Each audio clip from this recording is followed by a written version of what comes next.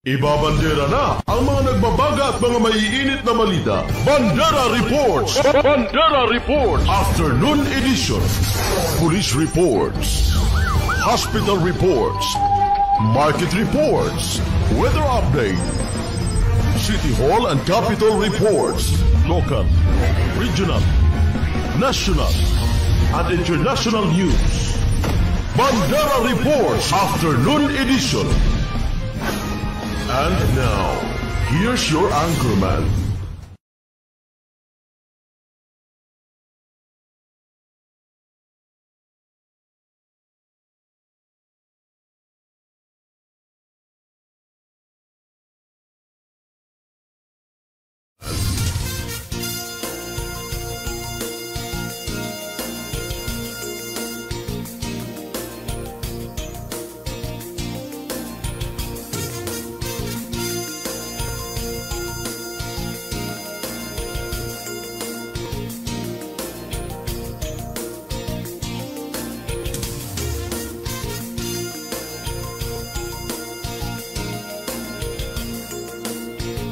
Bandera Reports Afternoon Edition.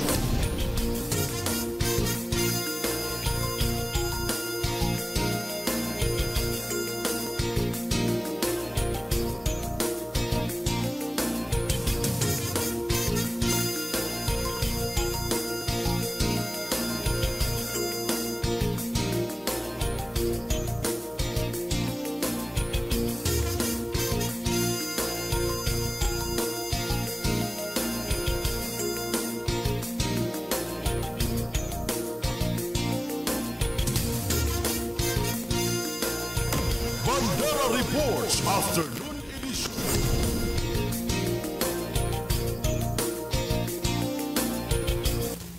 Balitaan sa Radyo Bandera Cotabato.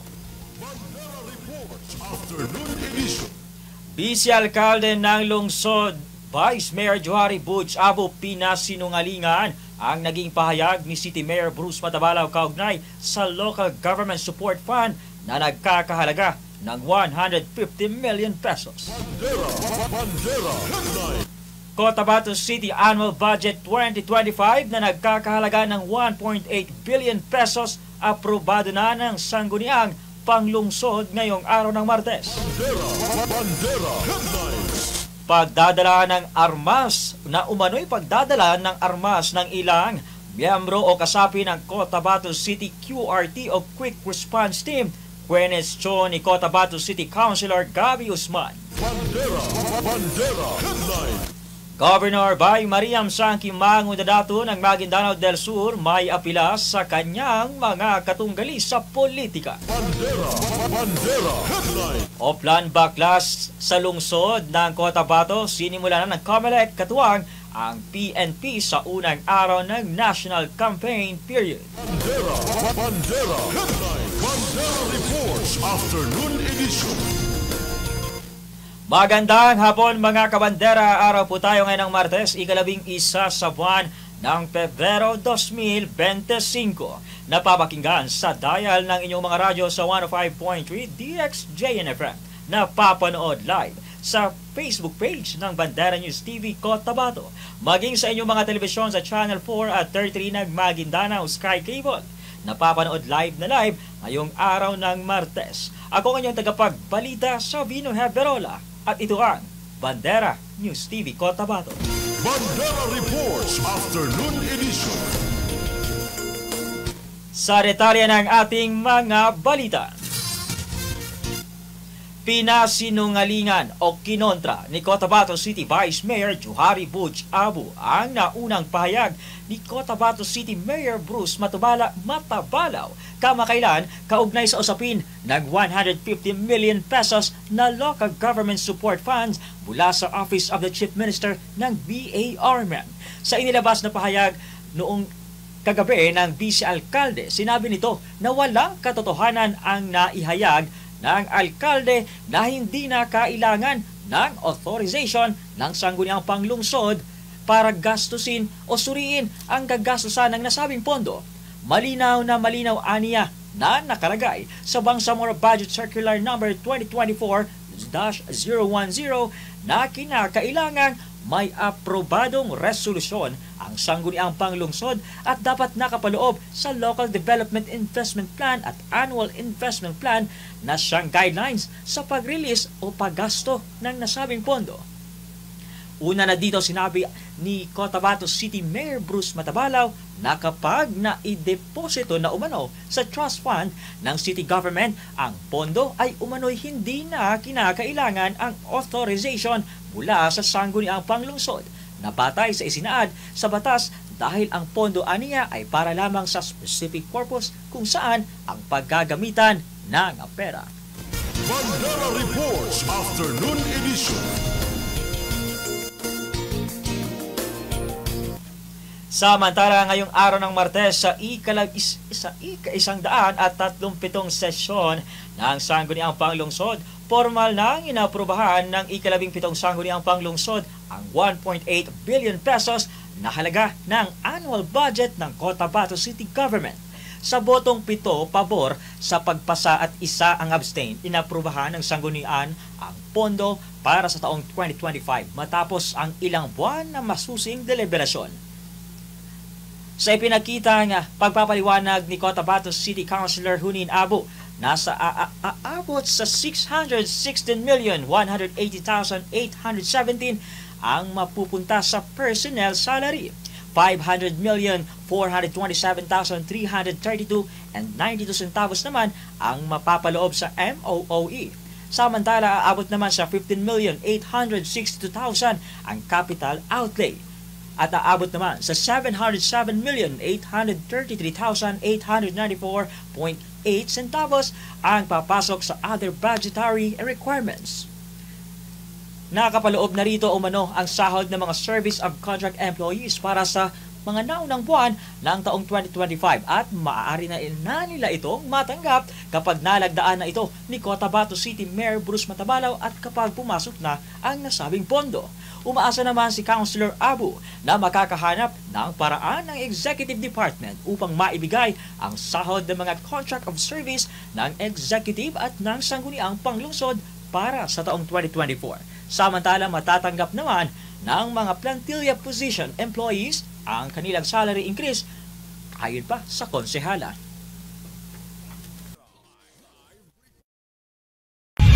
Alhamdulillah, finally, yung budget ho natin for fiscal year 2025 ay na-approve na. Pero bagamat naudlot pa ito, no, dahil dapat last week po yung pag-approve ng ating annual budget 2025. Nagkaroon lang ng konting problema, but still we are very happy to announce that today we have approved the 2025 annual budget. Patunay ito na wala pong reenactment sa budget dahil nakapagpasa o nakapag-enacto ang Sangguniang Panglungsod ng approval ng 2025 annual budget bago matapos yung ating 90 days, no, na palugit, no, sa pag-approve ng annual budget. Ako'y nagpapasalamat sa ating presiding officer, sa ating Vice Mayor Johari Butchabo sa pagsuporta ho sa committee natin at syempre sa mga membro po ng Sangguniang Panglungsod at membro po ng ating Committee on Finance and Appropriation sa kanilang tulong ho, no, sa pagtingin ho at pag-check, pag-scrutinize ng ating ABP at syempre po sa lahat ho ng Cotabateño na naniniwala at sumusuporta ho sa amin. Maraming salamat at inshallah sana maganda po yung simula, yung ating year ngayon na naaprubahan ho yung ating annual budget. Makakasahod na ho lahat.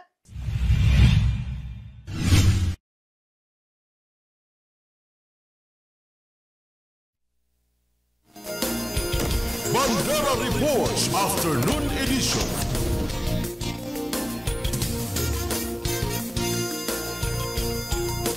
Samantala, naging usapin naman sa ika-137 regular na sesyon ng Sangguniang Panglungsod ng Cotabato ang naging kahilingan ni Councilor Gabby Guzman na ipatawag ang head ng Public Safety Office kasamang Kapulisan Philippine Marines upang talakayin ang ginagampalang tungkulin ng QRT o Quick Response Team ng City Government.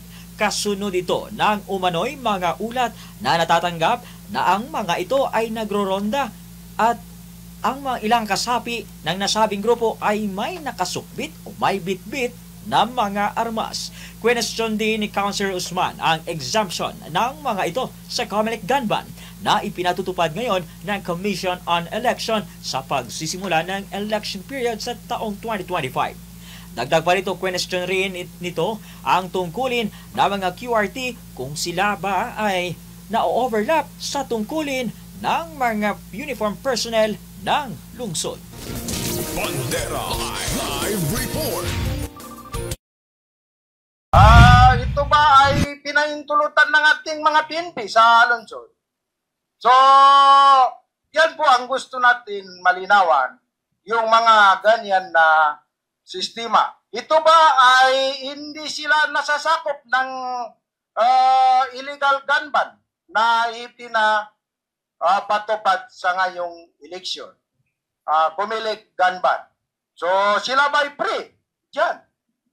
Dahil alam naman natin ang ating syudad ay hindi pa stable yung peace and order. So, datapwat bilang tayo ang Police Public Order and Safety sa lungsod ay magtayo-tayo para sa ating mga mamamayan for security reason. So, yan po ang gusto nating malinaw. Nagkaroon po tayo ng action motion na ipatawag ang public safety ng lungsod sa pangunguna ni Rinabor, Almendras Rinabor. Pangalawa, ang ating OIC Police ng City Director ng Cotabato City. So pangatlo, ang ating Police Colonel ng in charge ng Marines. So pangapat, kung mayroon ba silang hit ng QRT ay dapat kasama po sila sa tatawagin dahil marami tayong nakikita dyan na tumatakbo at naglalaro sa aking isipan. Ano pa ang kanilang mga mandato? Dahil lingid po sa kaalaman, hindi po dumaan sa Sangguniang Panglungsod. So, katulad din ng mga problema ngayon. Maraming pundo na naida-download sa ating syudad. Ngunit, hindi na po dumadaan sa proseso o Sangguniang Panglungsod.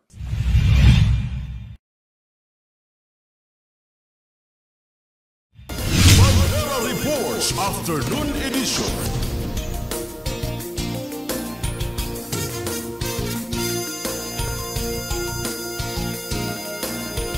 Samantala sa iba pang mga usapin, Governor Bay Mariam Sangki Mangudato ng Maguindanao del Sur may apila sa kanyang mga katunggali sa politika kaugnay sa mga paninira. Magbabalita si Kabanderang Raiza Kamid. Kabanderang Raiza, ibandera mo. Bandera Live Report. Mas minabuti ni Maguindanao Governor Bay Mariam Sangki Mangudato na umiwas at hindi na muna sagutin ang aniyay mga pang-aatake, pangbabatikos at paninira sa kanya ngayong panahon ng politika. Sa halip, umapila ang gobernadora sa kapwa kandidato na iwasan ang pang-aaway ngayong halalan bagkus dapat ang lahat ng kandidato ay nakatuon ang pansin sa kani-kanilang mga plataporma de gobyerno. Darating din aniya ang tamang panahon ayon sa gobernadora upang sagutin ang mga issues at mga pang-aatake laban sa kanya. Samantala may apila rin ang gobernadora sa mga commander na humahawak ng baril na iwasan at huwag gumamit ng dahas at huwag magpakita sa sinuman at huwag magpadikta sa sinuman. Bagkos kung may problema na nais mabigyan ng solusyon ay idaan ito sa maayos na pag-uusap. Nakahanda rin ang gobernadora na maglaan ng tamang hanap buhay para sa mga ito. Ako maraming atake sa amin, lalo na ako. Pwede na umang pamitian na agama. Ngayon si agama, dapat ayusin niyo muna ang purpose ninyo kung tama ba ang binibigay sa taong bayan ng hihilinghan. Ayusin niyo muna ang mga para sa senior citizen kung tama ba yan na halaga ang binibigay sa inyo. Kung hindi ba yan divided into 4, meron ka ng mayor, meron pa kandidato, meron pang leader na dagasama. Yung mga bonus sa munisipyo, kamusta na kaya? Mga first time na nagkaroon ng bonus dahil dito sa Dato Babi ng Tumbang.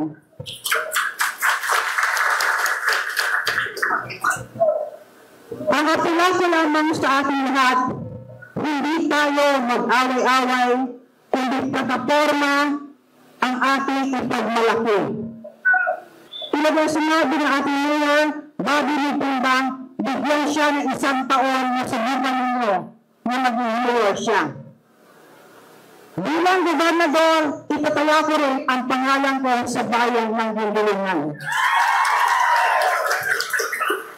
Kung hindi mag-perform ang mayor na si Babi ng Tumbang, ako na mismo ang magpaalis sa kanya. Yung tupad, AX, akap, dapat walang bawas yan. Huwag kayo mag-limit kahit kanino dahil para sa inyo yan. Pag sinabing 5,000, iuwi nyo ang 5,000. Pag sinabing 10,000, iuwi nyo ang 10,000. Magkano ba ang 40s? Ha? Dapat ang 40s, walang share dyan ang dati. Ito na mga commander na nandito, o kayo mga nakikinig, isa lamang nito sa inyo. Huwag tayong gumamit ng dahas na ito ay eleksyon lamang. Lahat ito magkakamag-anak. Bigyan kayo ng 1,500, maghawak ng baril, mami sa sinapang, tapos 300 pesos na bala, dito, panggabano sa Baltano, panggabanta sa Felicia, pinamanta mo. Ang nasisira ng probinsya natin. Kaya ang hamon ko sa mga commander, o kaya nang hindi mga naghahawak ng baril, mag-usap tayo. Ano ba ang pwedeng maitulong ng probinsya sa inyo upang kayo ay magkaroon ng tamang hanap buhay at iwanan natin ang baril na yan. Pero habang may baril, habang may commander naghahawak-hawak ng baril, Afternoon Edition.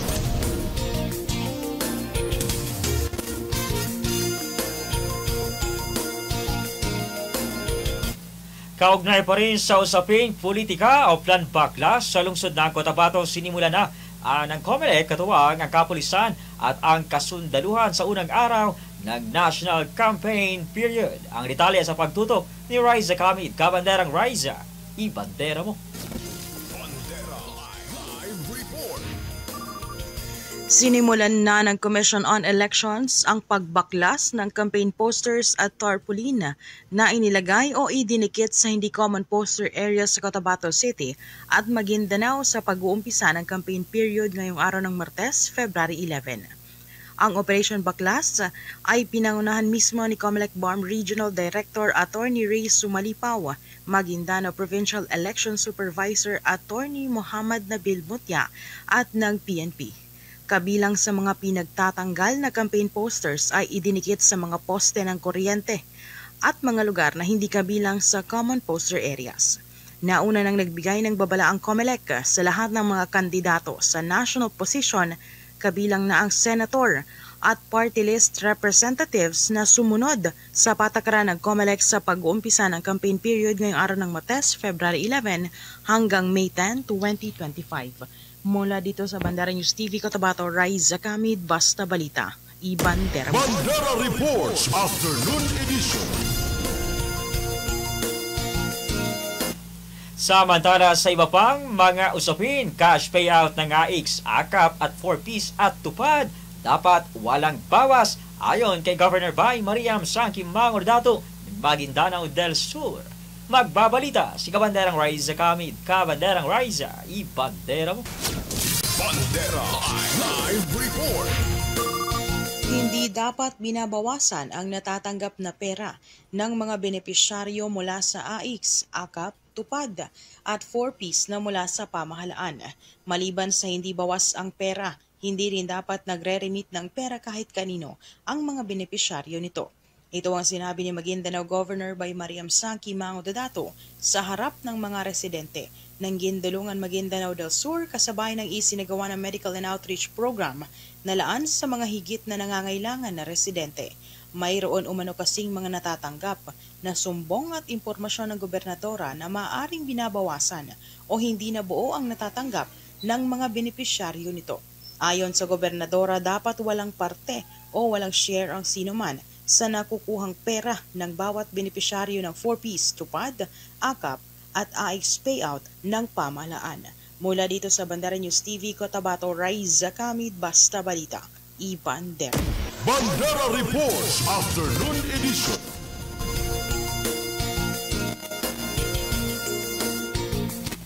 At yan ang kabuuan ng mga balita na aming nakalap mula dito sa News Center sa Bandera News TV, Cotabato ngayong araw ng Martes, ika-11 sa buwan ng Pebrero 2025.